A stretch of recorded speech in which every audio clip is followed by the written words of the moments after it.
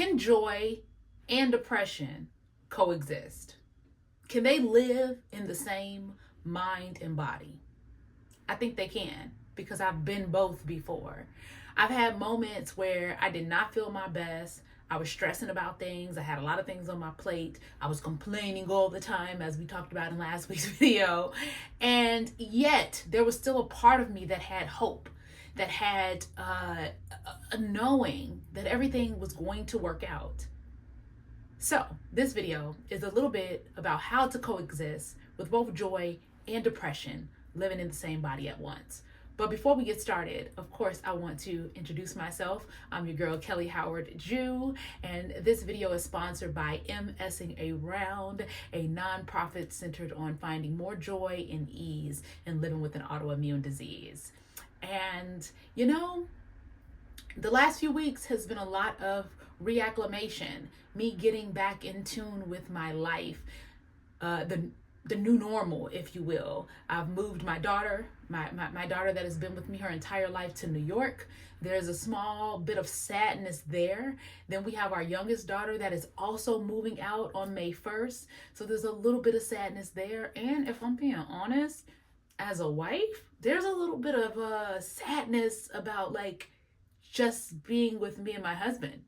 Some people would be like excited about that, but I honestly don't know what to do. I'm like, oh my God, we've always had the kids. We've always had to deal with our lives around the kids. So now it's just me and him, and it's exciting, but it's also very scary. So I found that my mornings have been a little bit less joyful. When I wake up, I'm not excited to be alive every morning. Some mornings I'm waking up dreading starting the day. Like, man, what does this day entail? Now, granted, I am around that time of the cycles and all of those things. And so there's a lot of emotions going on inside of me. But I don't just want to put it on being close to my cycle. I want to also own the fact that there is some levels of sadness occurring inside of me. There is these moments of doubt and uncertainty, and building this nonprofit and not knowing exactly what is going to happen with it, or where it's going to go, or if I'm going to be able to sustain the amount of effort and energy that I'm putting into it. You know, it's a lot of those concerns. And then missing our children that are now, you know, blossoming into butterflies and cocooning out into the world.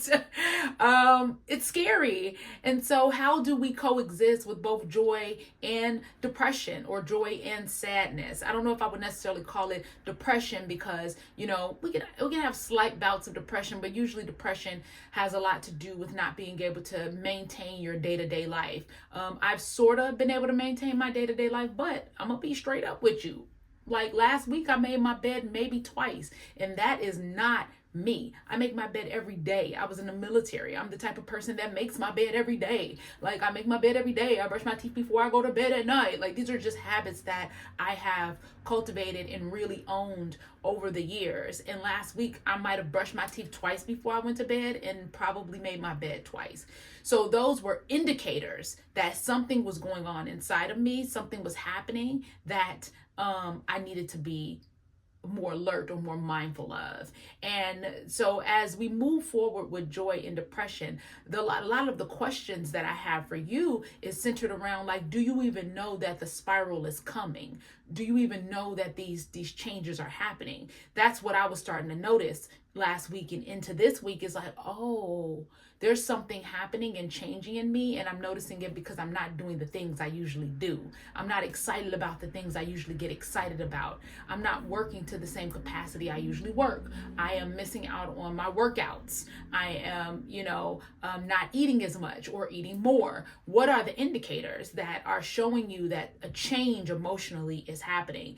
And I think too, sometimes what happened is we allow the change to happen, and we ignore it and ignore it and ignore it to a point where full-on depression takes hold of us. And now we're like in it, and we're like, I don't know what happened. But the signs are always there, even in bad relationships, right? You see the signs, they are big, they are hanging high, but we ignore them for love, we ignore them for connection, for self-worth, whatever the reasons why we ignore the signs. And so I am not ignoring these signs. I am not making my bed regularly. I am not brushing my teeth every night before bed. I'm finding myself Netflixing and chilling into sleep, and then waking up at 2 a.m. realizing that I did none of my evening activities, which is typically my gratitude journal and my airline planner, where I write down what happened in my day, my reflection, right? And I do my gratitude recording. These are things that I do every single night. I make my tea, my anti-inflammatory tea. Like, these are things that I do every night. And so if I'm going several nights without doing that,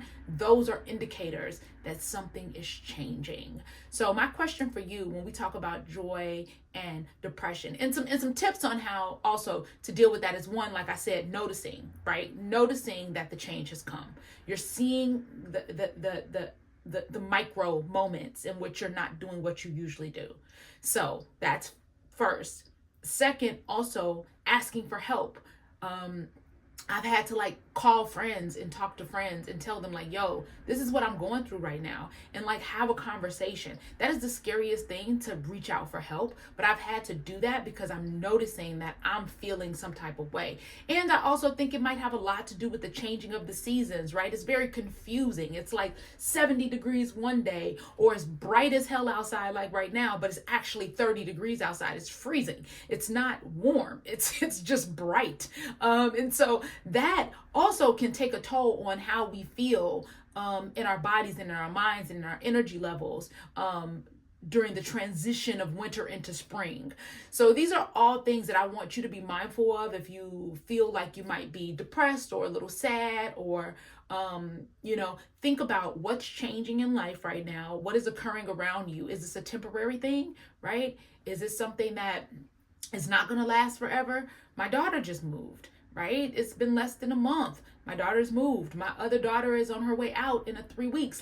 These are real emotions, and I should allow myself to feel these emotions. And whatever you may be going through, you should allow yourself to feel those emotions too, but not stay stuck in it, because there is joy anyway. There's always joy anyway. And so I've been really trying to get really honest with writing down things that I am joyful for, right? I did in my newsletter last week about 5 things that you find joy in on a daily basis. 5 things. So something I found joy in just today is when I headed out this morning, the little bitty blossomings of flowers that are coming out of the ground around my house. They're not full flowers yet. They might even be what some would call a weed, but they're pretty, and they brought my attention, and I was like, oh God, I love that, right? And that brought me joy. Something that brought me joy is finding out that one of the electric car chargers that was broken near my house is now replaced, brand new, and is fully functioning. That brought me so much joy, because we don't have electric car chargers where I live at in Chicago. This is one of those places where it's pretty desolate. So I was so joyful when I found that out. So just micro joys throughout my day, counting them and leaning into them and letting them be the mood boosters that I need, because I have been a little bit sadder for the last couple days, and making my bed today brought me joy. That little small habit of getting back to it and doing the thing that I actually like. I like seeing my bed made. I like to look back at my bed and be like, I did that. Especially since I was in the military, so I know how to tuck them corners and make it real tight and make the bed really nice. And so it brings me joy to make my bed. So to have done that, I was able to count that as one of my little